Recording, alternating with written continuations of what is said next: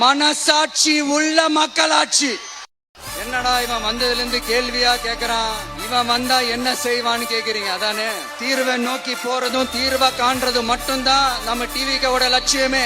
நம்மளோட தேர்தல் அறிக்கையில இதுக்கான விளக்கத்தை ரொம்ப தெளிவா சொல்லுவோம். ஆனா அதுக்கு முன்னாடி அதை செய்வோம் இதை செய்வோம் இந்த பொய்யான வாக்குறுதிகள்லாம் எப்பவுமே கொடுக்க மாட்டோம்.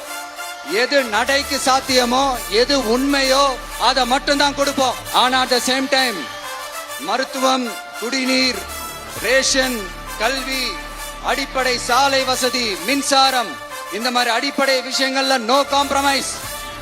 பெண்கள் பாதுகாப்புல, சட்டம் ஒழுங்கு பாதுகாக்கிறதுல நோ காம்ப்ரமைஸ். சிம்பிளா நம்மளுடைய விஷன் என்னன்னு சொல்லணும்னா, ஏழ்மை வறுமை இல்லாத தமிழகம், குடும்ப ஆதிக்கம் இல்லாத தமிழகம்,